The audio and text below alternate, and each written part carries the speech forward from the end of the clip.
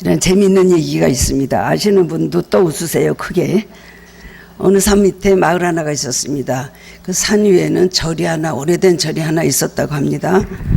근데 그 마을에 어떤 열심히 있는 목사님이 들어가셔서 교회를 세우셨습니다. 열심히 있으니까 전도도 아주 열심히 하셨겠죠. 전도를 열심히 하다 보니까 예수 믿는 사람들이 한 명씩 두 명씩 많아지면서 교회로 모이기 시작을 했습니다. 그리고 좀 있으니까 그 사람들도 당연히 할렐루야 아멘을 익숙하게 입으로 외치게 그렇게 되었습니다. 동네에서는 모두 사람들이 할렐루야 아멘을 외치고 다닙니다.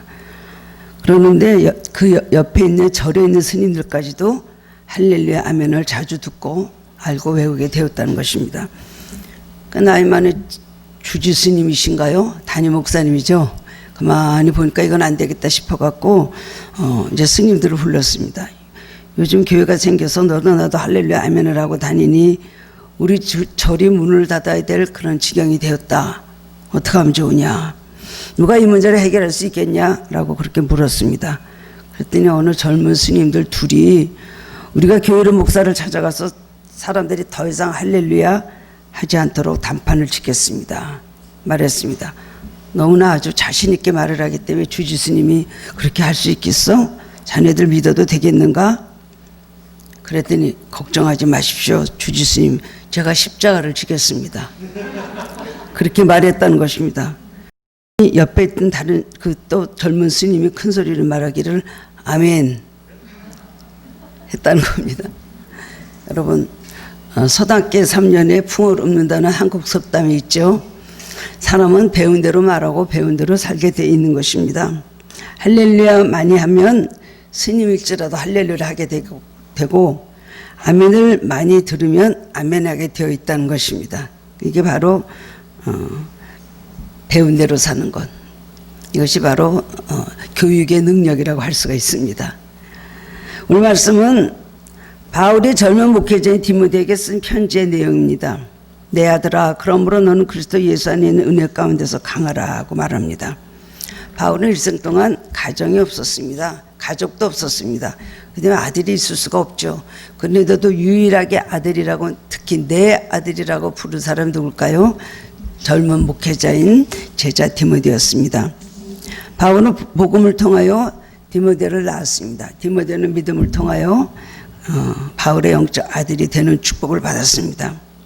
영적 아버지인 바울은 아들인 디모데에게 바라는 것은 항상 강하라, 두려워하지 말라, 담대하라 라는 것을 바라며 헌면을 했습니다. 하나님도 하나님의 자녀인 우리들에게 성경을 통해서 수없이 그렇게 가르치십니다. 두려워하지 말라라는 말씀이 365번 나온다고 하죠. 매일매일 우리에게 하실 말씀이 두려워하지 말라, 놀라지 말라, 그리고 강하고 담대하라 우리를 권면하시는 것입니다. 그런데 우리는 알면서도 문제는 우리가 정말로 어떻게 강해지고 담대해지는가 하는 것입니다.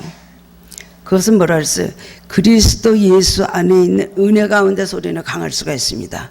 바울은 in Christ, 주 은혜 가운데서 강하라. 에베소서 6장에도 너희가 그리스도 예수 안에서 강하고 그 힘의 능력으로 마귀의 모든 관계를 물리치라고 얘기하고 있습니다. 그래서 예수 은혜 가운데서 있으려면 하나님의 말씀을 잘 배워야 되고 그 다음에는 배우고 깨달아야 되는 것입니다. 우리가 하나님께 좋은, 인정받는 좋은 일꾼이 되려면 어떻게 해야 될까요? 오늘 본문의 말씀을 통해서 깨달음을 얻고 저와 함께 은혜를 나누는 시간이 되길 바랍니다. 첫 번째로는 훈련을 받아야 된다는 것입니다. 훈련입니다. 바로 오늘 본문에서 세 가지 사람으로 비유해서 이렇게 말을 하고 있습니다. 첫째는 병사 곧 군인이죠. 두 번째는 운동하는 선수입니다. 경기하는 자. 셋째는 농사짓는 농부입니다. 이 세 사람의 공통점은 무엇일까요? 모두 다 훈련을 받는다는 것입니다. 그냥 쉽게 되는 사람은 하나도 없습니다. 굉장히 힘에 몸에 붙이게 훈련을 하고 노력하고 애쓰고 그리고 모든 것을 최선을 다하는 과거의 노력이 있는 사람들이 바로 이런 사람들이라는 것입니다. 병사나 전쟁을 해서 끊임없이 훈련을 받는 사람입니다. 그 당시 로마 군대 훈련은 매우 혹독했습니다. 오로지 황제를 위해서 존재하는 사람으로서 황제를 위해서 목숨을 그냥 바치는 것을 영광으로 알았습니다. 모든 군인들에게는 엄청난 고난을 견디는 것이 요구되었고 군인들은 사람이 아니라 그냥 짐을 싣는 짐승 정도의 그런 대우를 받았고 결혼할 수도 없고 다른 직업을 가질 수도 없었다고 합니다. 그 당시에 정말 군인이 되는 건 영광일까요? 아닐까요? 북한보다 더한 것 같습니다. 그들은 단지 군인일 뿐 다른 것은 할 수도 없었습니다. 그런데 바울은 디모데에게 너 예수 그리스도의 좋은 군사가 되라. 그렇게 이 세상에서 로마 군인이 되듯이 너도 그런 병사가 되라고 오늘 말을 하고 있습니다. 훈련이 무엇입니까? 군대 갔다 온 사람은 진짜 훈련이라는 말을 참 뜻을 알고 있죠. 요즘은 많이 완화가 되었다고 합니다. 근데 예전에는 제가 듣기에 유격훈련, 산악훈련, 겨울에 영하 20도, 30도 되는 날씨에 텐트에서 밖에서 자고 그 다음에는 얼음물에 들어갔다 나왔다고 합니다. 동계훈련이라고 하느냐. 엄청나게 사람의 힘으로 할 수 없는 만큼 그런 심한 훈련들을 받았습니다. 지금도 군대 가면 여러 가지 훈련을 받는 것이죠. 그것은 힘들지만 반드시 군인들이 통과해야 되는 과정인 것입니다. 우리 그리스도인들의 생활은 뭡니까? 영적 전쟁터입니다. 우리가 살아가는 것은 영적 전쟁입니다. 그리스도를 위하여 역경을 견디는 법을 배워야 되고 세상과 마귀로부터 고난과 핍박받을 것을 각오해야 되고 악의 세력과 목숨을 걸고 싸워야 됩니다. 그리스도의 병사된 우리는 세상에 빠져서는 안 되고 환난과 시련 가운데서도 예수님 말씀에 복종하고 예수님만 따라가야 되는 것입니다. 이것이 바로 군사인 것입니다. 두 번째로는 운동선수입니다. 헬라인과 로마인들은 스포츠에 대해 대단히 열정적이었습니다. 바울도 스포츠를 좋아했던 것 같습니다. 그래서 바울의 말씀 중에는 이 스포츠에 대한 그런 비유를 둔 말이 여러 번 나오고 있습니다. 선수는 경기 규칙을 절대로 따라하며 그것을 어긴다면 자격을 박탈을 당하죠. 지금도 뭐 올림픽 나가서 대단한 그런 신기록을 낸 그런 선수들 중에 마약을 투여했다 뭐 이래서 나중에 들키게 되면 그 자리에서 그냥 다 금메달 딴 것도 박탈이고 내쫓겨 나오지 않습니까? 우리도 신앙의 승리자가 되기 위해서는 훈련과 헌신과 올바른 방향 설정이 필요한 것입니다. 그리고 혼신의 힘을 쏟는 신앙의 열정이 없으면 승리의 면류관을 얻지 못할 것입니다. 쉽게 말해서 믿는다는 것은 만만한 것이 아닙니다. 신앙생활을 만만하게 보는 사람은 만만하게 그렇게 살다 가는 것입니다. 신앙생활은 자기의 목숨과 모든 걸 바쳐서 하는 영적 투쟁입니다. 전쟁도 이런 전쟁이 어디 있습니까? 거기서 지키고 승리하는 자만이 하나님 나라에서 찬란한 자기의 그 면류관을 받을 수가 있는 것입니다. 운동선수들이 경기에서 승리하기 위해서 얼마나 피나는 노력을 합니까? 여러분 아실 것입니다. 몇 년 전에 피겨스케이트 하는 김연아 선수에 대해서 코치가 인터뷰한 것을 제가 본 적이 있습니다. 보통 선수들은 조금 자신감이 생기면 조금 연습을 그만하는데 김연아 선수는 그야말로 악바리 같이 연습을 한다고 합니다. 그래서 트리플 악셀에서 실패하면 10번을 더 반복한다고 하더라고요. 그리고 김연아의 발이 TV에서 나왔는데 보고 깜짝 놀랐습니다. 얼굴하고 발이 어떻게 이렇게 다를까요? 이상한 데 툭 튀어나오고 이상한 데 쑥 꺼지고 이건 발이 아닙니다. 우리가 생각하는 발의 모양이 아닌 걸 보고 야 나이도 어린 아가씨가 얼마나 피나게 연습을 했으면 저렇게 발이 되었을까. 그 발은 뭘 말합니까? 그만큼 고난을 받았고 그만큼 많은 노력을 했다는 거 아닙니까? 피나는 그런 자기와의 싸움이 있었다는 걸 말해주는 것이고 그랬기 때문에 세계올림픽에서 2번이나 그렇게 메달을 탄 그런 유명한 사람이 된 것을 알 수가 있습니다. 발레리나 하는 강수지라는 분 아십니까? 프랑스가 어디 있다가 우리나라에 들어서 지금 대표하시는 분인데 그분 발도 나왔습니다. 이렇게 운동하는 사람들은 기자들이 꼭 발을 찍더라고요. 그 발이 말해주는 것입니다. 그 강수지 씨 발도 보니까 이거는 완전히 뼈가 툭 튀어나오고 이거는 기영인의 발이지 발이 아닙니다. 뭐 수도 없이 넘어지고 수도 없이 부러지고 얼마나 많은 고통을 당했겠습니까? 그리고 축구선수 박주성의 발도 보고 놀랐습니다. 세상에는 공짜가 없습니다. 얼마큼 노력했느냐, 그때 얼마나 배웠느냐, 이것이 아주 중요한 것입니다. 세 번째는 농부에 대해서 바울은 비유를 하고 있습니다. 좋은 농부는 씨를 심고 물을 주고 그리고 계절에 맞추어서 추수를 합니다. 그만큼 오랜 세월 동안 인내와 그다음엔 땀 흘리는 수고를 해야 되는 것입니다. 이른비야 늦은 비를 기다리면서 얼마나 하늘을 바라보며 그 열매를 맺기까지 노력을 많이 합니까? 요즘 보면은 귀촌, 귀농 해서 산으로 시골로 가시는 분들이 굉장히 많이 있습니다. 10년 전에 비해서 지금 50배 가량이 늘었대요. 보면 굉장히 멋있죠. 저 사람 얼마나 행복할까? 참 멋있다. 그리고 그 중에서 또 멋있게 집을 지어놓고 사는 사람을 보면 참으로 부럽습니다. 얼마나 행복할까? 부럽다. 다 같이 그런 생각을 합니다. 그런데 문제는 다 들어가서 성공을 하면 좋은데 90%가 실패한다는 거예요. 10%만 성공을 하고 90%는 실패하고 다시 돌아온다는 것입니다. 많은 사람들이 TV를 보면서 그 전원의 아름다운 풍경이나 맑은 공기, 새들이 우거지고 막 너무나 아름다운 나무들이 있습니다. 그리고 한편으로는 또 짭짤하게 수입도 좋다는 말이 있습니다. 그걸 때문에 막연히 로망을 가지고 막연히 들어가는 사람들이 있는데 들어가서는 실패하고 온다는 거예요. 그 이유가 무엇일까요? 알아봤더니 예비 지식도 없고 마음의 준비 없이 그냥 꿈만 가지고 들어와서 막상 부딪히면 극복이 안 되고 너무 힘드니까 포기하고 만다는 것입니다. 영적 자금이 필요합니다. 그런 걸 하려면 정착 자금이 필요하고 농사의 기술도 배워야 되고 무엇보다 자신의 적성도 잘 알아야 되는데 농사 지려는 자금도 준비 안 하고 갑니다. 예비 지식 어떤 전문적인 지식도 없습니다.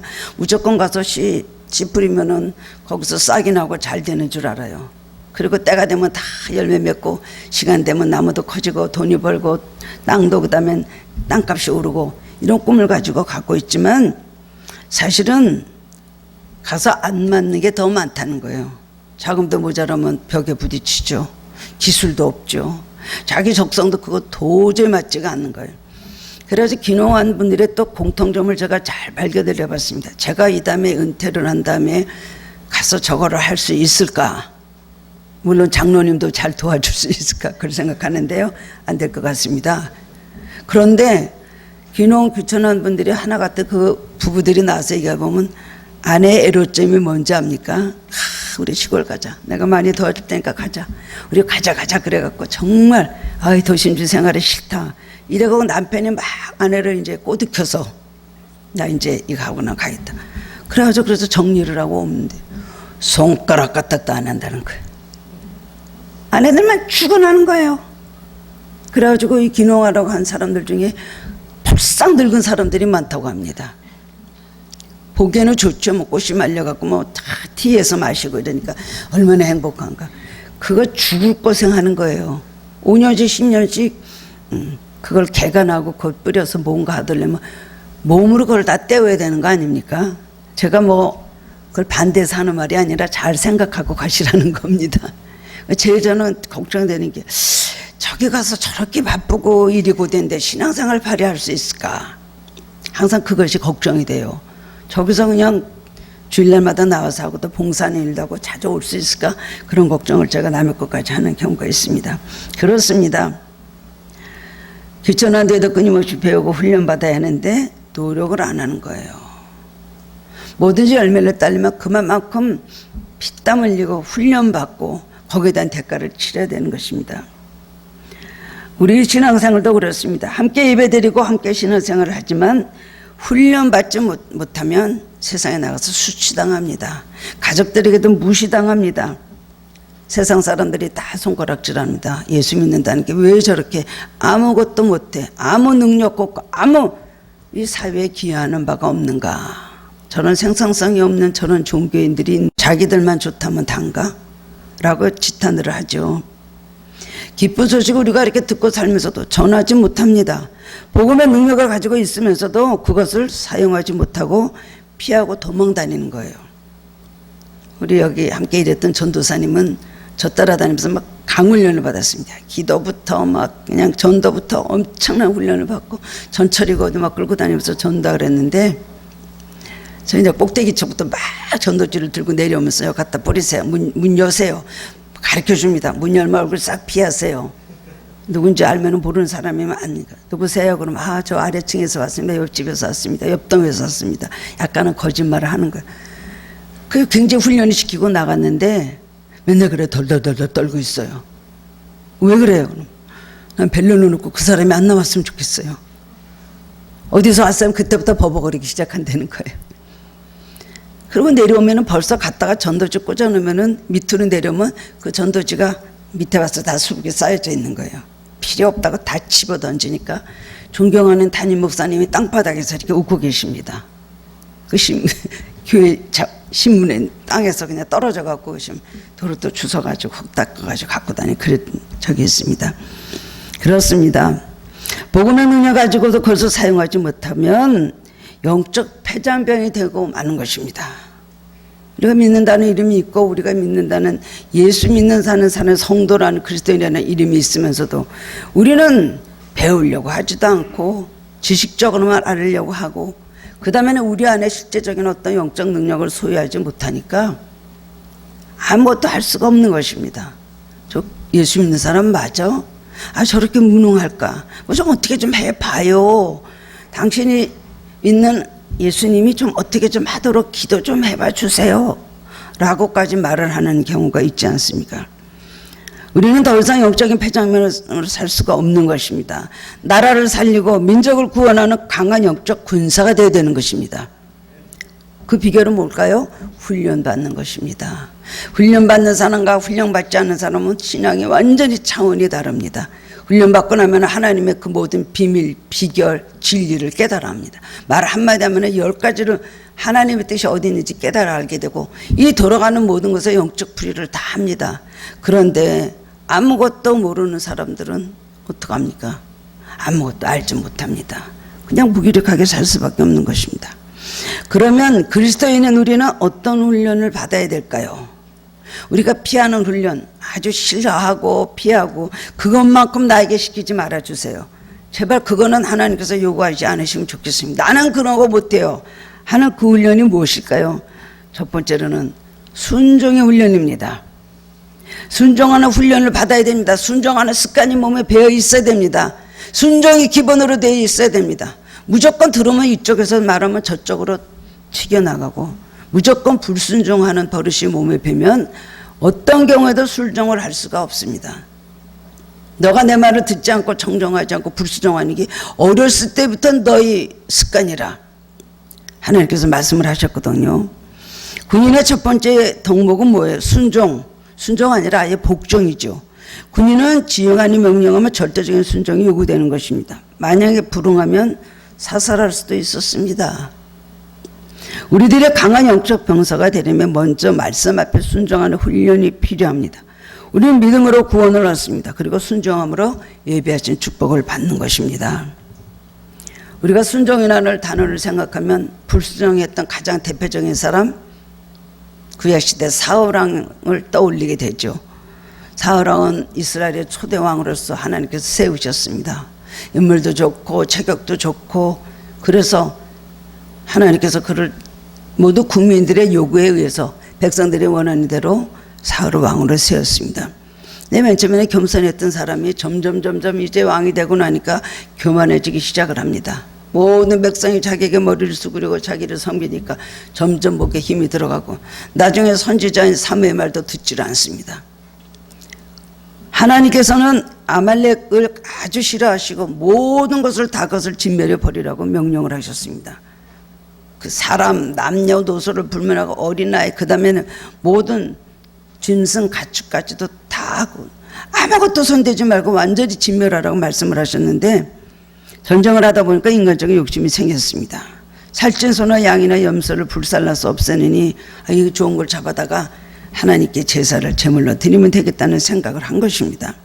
전쟁이 끝난 후 사울은 승리의 기쁨에 도취돼서 승전비를 세웠습니다. 그때 사무엘 선지자가 와서 책망을 합니다. 사무엘상 15장 22절 23절에 보면 여호와께서 번제와 다른 제사를 그의 목소리를 청종하는 것을 좋아하신 같이 좋아하시겠나이까. 순종의 제사보다 낫고 듣는 것이 수양의 기름보다 나으니 이는 거역하는 것은 점치는 죄와 같고 완강한 것은 사신 우상에게 절하는 죄와 같음이라. 왕이 여호와의 말씀을 버렸으므로 여호와께서도 왕을 버려 왕이 되지 못하게 하셨나이다. 사울 왕은 결국 버림을 받았습니다. 뭡니까? 불순종했기 때문에 그런 것입니다. 사울의 순종은 선택적인 순종이었고 이기적인 순종이었습니다. 자기 이익을 따라서 그걸 기초로 선택한 그런 순종이었습니다. 여러분도 그런 순종합니까? 아, 이런 순종하면 내가 잘 되겠지. 이런 순종하면 나한테 뭐 좋은 일이 있겠지. 아, 이런 순종은 내가 해야지. 약삭빠르게 그렇게 하면서 순종을 하십니까? 나에게 유익이 안 되고 나한테 피해가 오는 것 같고 불공평한 것 같고 나에게 뭔가를 힘든 일을 시키는 것 같은 생각이 들 때 여러분 순종하십니까? 순종 안 하시죠. 그런 거 시키지 마세요. 목사님 나한테 왜 자꾸 그런 걸 요구합니까? 나 너무 힘듭니다. 라고 말하시는 분도 있을 수 있습니다. 하나님 요구하시는 순종은 100%의 순종을 요구하시는 겁니다. 우리가 불완전하지만 완전한 순종을 위해서 최선을 다해야 되는 것입니다. 순종하려는 노력을 가져야 되는 것입니다. 무조건 불순종입니다. 기본적으로 뭐든지 말씀하면 안 듣습니다. 여러분에게 권면을 해드리고 주님의 말씀을 전해드리고 그래도 그 듣지 않는 분들이 가끔 있더라고요. 겁도 안 나나 걱정도 안 되나 그래도 잘 지내시면 괜찮은데 그렇지 않다가 참 어려움을 당하게 될 때에 제가 뭐라고 말씀드리겠습니까? 그러니까 그거 봐요. 제가 그러겠어요? 또 불쌍하다고 또 같이 기도를 해야 되는 것이죠. 하나님이 가장 기뻐하시는 순종하는 자를 기뻐하십니다. 우리가 축복을 받으려면 순종을 해야 되는 것입니다. 신명기 28장에는 순종과 저주에 대한 얘기가 많이 나오는데 얼마나 하나님께서 구구절절히 간곡하게 이스라엘 백성에게 부탁을 하십니까? 네가 순종을 할 때 어떤 복을 주겠다는 것, 그것까지도 다 말씀을 해 주신 것입니다. 두 번째는 절제 훈련을 받아야 됩니다. 세상을 이기고 하나님 뜻을 이루는 영적 군사가 되기 위해서는 중요한 것이 절제입니다. 절제는 뭐죠? 자기를 내면으로 내적으로 다스릴 줄 아는 능력이 절제라고 합니다. 셀프 컨트롤이죠. 자기 자신을 다스릴 줄 아는 능력이죠. 우리 마음을 지키기 위해서 날마다 성령의 능력을 힘입어야 되는 것입니다. 자기의 분노를 다스릴 줄 아는 사람, 자기의 정과 욕을 날마다 십자가에 못 박을 줄 아는 사람, 이런 사람이 절제할 줄 아는 그리스도인인 것입니다. 겉으로는 찬양 잘 부르고 겉으로는 기도 잘하고 겉으로는 뭐 봉사 잘하는 것 같은데 전혀 내면이 하나도 다듬어지지 않은 사람, 하고 싶은 대로 하고 좋으면 좋고 싫으면 싫고 그냥 자기 멋대로 결정을 사는 사람은 아직도 거듭나야 되는 시간이 많이 남은 사람이라고 할 수가 있습니다. 성령님이 해주셔서 내 마음과 생각을 지키시고 다스려 주시기를 매일매일 우리는 하나님 앞에 구하고 기도해야 되는 것입니다. 예수님은 환경의 지배를 받으신 적이 한 번도 없으셨습니다. 오직 하나님의 뜻을 바라보며 자기 자신을 우리 인류에게 주셨고 그리고 원수까지도 용서해 주셨습니다. 세 번째로는 충성의 훈련을 받아야 되는 것입니다. 4절에 보면 병사로 복무하는 자는 자기 생활에 얽매이는 자가 하나도 없나니 이는 병사로 모집한 자를 기쁘게 하려 함이라 말씀합니다. 군인은 자기 생활에 매여서는 안 됩니다. 군인은 모집한 자, 우리를 모집한 자 누구예요? 우리를 부르시고 모으신 자가 누구십니까? 예수 그리스도십니다. 예수 그리스도의 좋은 군사는 부르신 분을 기쁘게 하는 것입니다. 내 위주로 나를 위해서 군대 갑니까? 젊은이들 자기 자신을 위해서 군대 갑니까? 아니죠. 나라를 위해서 가는 것입니다. 그렇습니다. 이것을 뭐냐면 모집한 자를 기쁘게 하는 것을 충성이라는 것입니다. 충성. 항상 모집한 자를 기쁘시게 하는 것인가? 이것이 주님의 기쁨이 되는가? 주님의 슬픔이 되는가? 섭섭함이 되는가? 우리는 이것을 생각해 봐야 되는 것입니다. 그러나 나만 좋으면 됩니다. 아, 주님 섭섭하시죠? 할 수 없어요. 제가 뭐 어떻게 할 수가 없어요. 조금 눈 좀 감아 주십시오. 라고 우리는 그렇게 살고 있을 때가 얼마나 많이 있습니까? 대부분 사람들이 화를 많이 내고 참지 못하는 게 이 자동차끼리 이렇게 접촉사고 날 때 참지 못하는. 그래서 집사님 두 분이 차를 몰고 같은 교회에서 나오다가 서로 얼굴은 잘 모르는 거예요. 나왔는데 잘못해갖고 교회 앞에 좀 나오다가 부딪혔어요. 보니까 상대방이 서로 잘못했다고 생각하는 거죠. 그랬을 때 그냥 팔 걷어붙이고 예수님 집사 딱지 잠깐 내려놓습니다. 눈좀 감아줘서. 그러고 나와서 이렇게 하고 막 뭐야 당신 하다가 나중에 야 막 시작하다 나중에 보니까 자기 바로 옆에 교구의 집사님이더래요. 교회에서 만날 때 얼마나 그때 웃겼습니까? 아 이제 교회 다니지 말아야 되겠다. 그럴 수도 있었겠죠. 얼마나 창피합니까? 그렇습니다. 주님의 뜻에 합당하고 주님의 마음을 기쁘게 하는 것, 이것이 바로 충성인 것입니다. 우리가 선택의 여지가 없습니다. 우리가 100% 다 완전하게 충성할 수 없지만 충성을 하려고 노력을 하고 절제하려고 노력을 하고 순종을 하려고 노력하는 마음을 보시면 주님께서 우리를 축복을 해주시고 더 긍휼히 여겨 주실 것입니다. 아예 훈련을 안 받겠습니다. 내 멋대로 살겠어요. 순종 안 합니다. 절제 안 합니다. 말씀대로 순종 안 합니다. 화나고 뭐 하고 싶은 대로 다 합니다. 그 다음에 충성 안 합니다. 오늘 괜찮으면 충성하고 오늘 피곤하고 안 하면 시간 없으면 안 하고 들락날락 손이 왔다 갔다 발이 왔다 갔다 이랬어야 되겠습니까? 충성은 하나님의 영광을 위해서 오로지 신실하고 믿음을 드리며 헌신하고 성실로 섬기는 것을 바로 충성이라는 것입니다. 고린도전서 4장 말씀 맡은 자들에게 구할 것은 충성입니다. 특별히 여기 계신 분들 중에 교회 리더들은 충성하시기 바랍니다. 적당히 빠져나가지 마세요. 적당히 빠져나가면 하나님도 적당히 축복을 주시다가 빠져나가십니다. 이래 계신 하나님께서 알아주셔야 되는 겁니다. 사람 앞에 보이는 헌신이 돼서는 안 되겠죠. 죽도록 충성하라. 죽을 것 같이, 아주 죽은 것 같이, 죽은 사람 같이. 죽은 사람이 무슨 말이 있습니까? 생각이 있습니까? 의견이 있습니까? 그렇게 충성하라고 말씀을 하셨습니다. 우리 예수의 좋은 군사들은 부르심을 받은 우리들의 목표는 뭘까요? 주님을 기쁘시게 하는 것입니다. 내 뜻, 내 소원, 내 성취가 아니라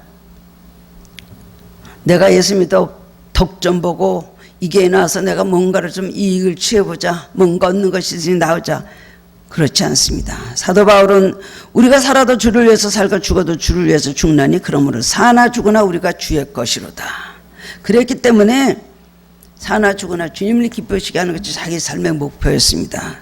그래서 온갖 고난 속에서도 복음을 전하는 일에 목숨을 바쳤고 온갖 박해와 시련 속에서 오직 주님을 기쁘시게 한다는 생각으로 살았습니다.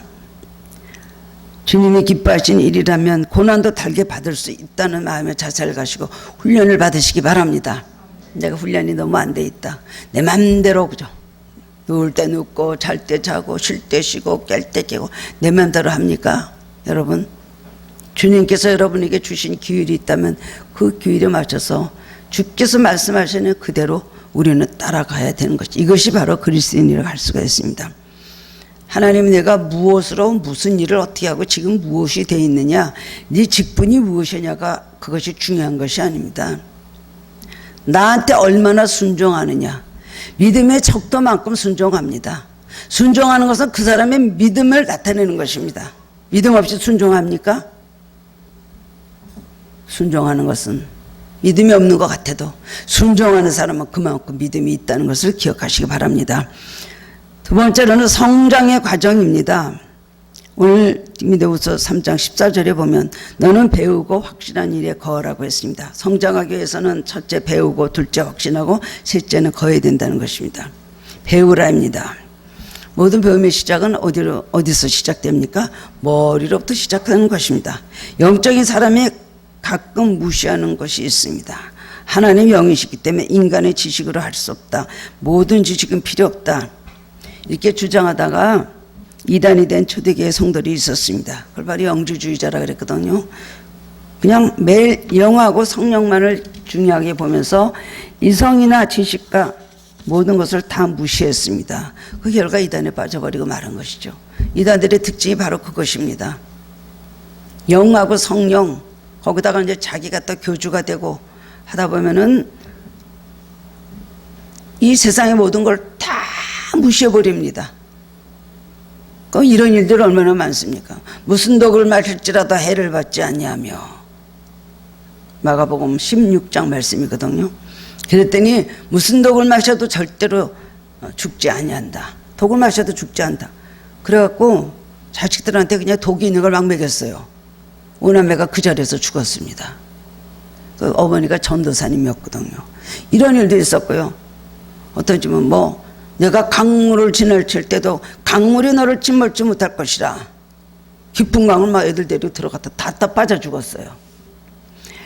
몸이 아파서 다 죽게 됐는데 기도한다고 집에다 놔두다가 애가 배가 남산만큼 불러갖고 어린 4살짜리 딸이 죽었더라고요.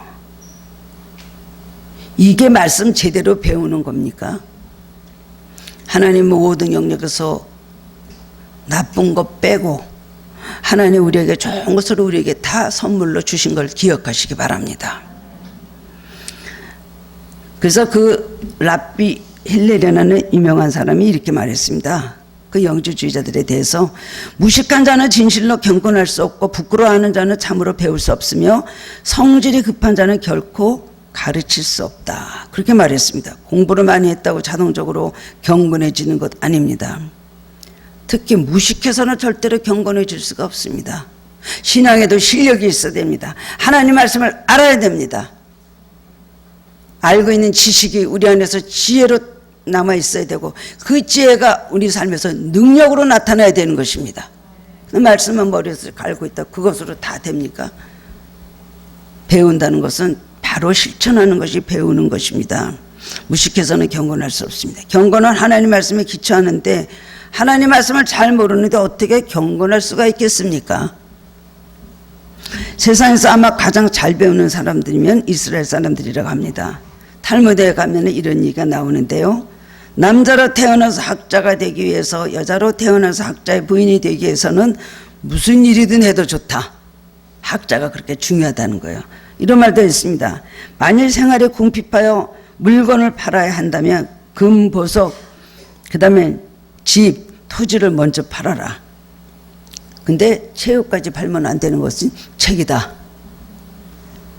이 정도로 책을 사랑하고 이스라엘 사람들은요 항상 버스 안에서도 지금 보면은 다 책을 들고 있대요. 우리나라 성인 1년의 독서량이 9.2권이래요. 9권 1년인가. 그래도 읽는 사람 얘기네요. 성인 한 사람이 1년 동안 읽는 책이 겨우 9권인데요. 선진국은 60권, 70권이라고 합니다. 우리나라는 교육 열은 있으나 자기가 배우고자 하는 열의는 없습니다.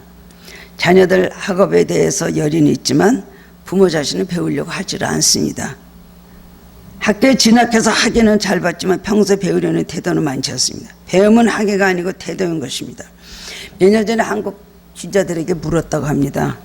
하루에 성경을 얼마나 읽습니까? 그랬더니 1시간 미만인 사람이 24.5%였고요. 2-3시간도 읽습니다 하는 사람이 13.9%도 있었지만 한 번도 읽지 않는다는 사람이 52%나 되었다고 합니다. 교회 절반 가량이 평생 한 번도 성경을 읽어보지 못했다는 것입니다. 하나님 말씀을 배워야 되는 것입니다.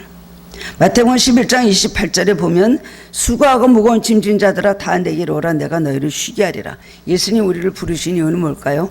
우리를 쉬게 하시기 위해서 불렀다고 하셨습니다. 그런데 방법은 다릅니다. 마태복음 11장 또 29절 그 다음 절에 가면 무작정 쉬라고 안 했어요. 나는 마음에 온유하고 겸손하니 나의 멍에를 메고 나를 배우라. 예수님을 배우면 쉬는 것입니다. 내 멍에를 메는 것은 쉬는 것이다 하고 예수님께서 말씀을 하셨어요. 배움은 영적 안식과 평안을 가져다 주기 때문입니다. 예수님도 배우기를 좋아하셨죠. 예수님 12살 때 예루살렘에 아버지 요셉과 어머니 마리아 올라갔다 오다가 거기서 길에서 부모님을 잃어버렸습니다. 사흘 동안 예수님 부모님하고 떨어져 있었죠. 그때 막 부모들이 찾으러 다니다가 보니까 성전에 계십니다. 예수님이. 누가복음 2장 46절 47절에 보니까 사울의 성전에서 만난 즉 예수님께서는 랍비들 선생들하고 같이 앉아가지고 저에게 듣기도 하시고 묻기도 하시고 하니 듣는 자가 그 지혜와 대답을 기이 여겼다 그랬어요. 그때부터요 열심히 성경 공부하시고요. 예수님께서 세 가지 시험을 당하실 때도 무엇으로 그 시험을 이겼습니까? 말씀으로 이기셨습니다. 구약의 성경 말씀을 가지고 인용하셔서 많이 말씀을 하셨습니다. 그렇습니다. 사도행전 17장 11절 보면 베레아에 있는 사람들은 데살로니가에 있는 사람들보다 더 너그러워서 간절한 마음으로 말씀을 믿고 그리고 그러한가 하면 날마다 성경을 상고했다 그랬어요. 베레아 사람들은 굉장히 신사적이었다는 거. 신사적인 모자 잘 쓰고 양복 잘 입었다는 신사적인 것이 아니에요. 하나님 말씀을 잘 배우고 하나님 말씀에 대해서 들을 때에 마음이 너그러워서 진짜로 그런가? 그것을 알아보면서 그 다음엔 잘 이것을 판단하고 분별하고 연구하고 조사하고 배웠다는 것입니다. 성경은 베레아 교인들을 굉장히 칭찬을 하고 있습니다. 두 번째로는 배우라가 머리로 하는 배움이라면 확신하라는 마음으로 하는 것입니다. 성경에 이것을 마음에 두다, 마음이 새기다라는 말을 표현을 하고 있습니다. 출애굽기 32장 16절 보면 모세의 십계명 돌판에 대한 기록이 있는데요. 그 판은 하나님 만드신 것이요 글자는 하나님 쓰셔서 판에 새기신 것이더라.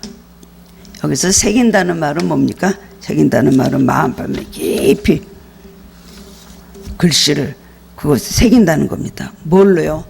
그것은 꿀이나 정으로 돌이나 바위에 글씨를 새긴다는 거. 막 쇠로 해갖고 두들겨서 글씨를 세우죠. 우리가 그만큼 하나님의 말씀 마음속에 반드시 새기고 깊이 우리가 그것을 마음속에 간직을 해야 된다는 것입니다. 머리를 배워서 알아요? 배웠어요.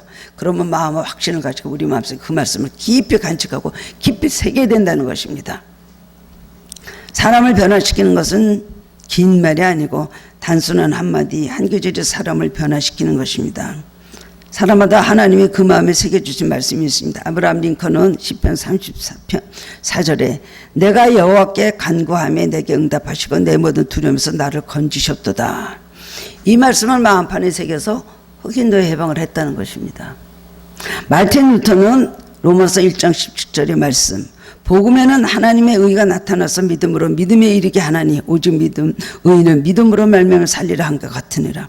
이 말씀은 마음판에 새기고 그 위대한 종교개혁을 그냥 감행을 하고 성공을 시켰다는 것입니다.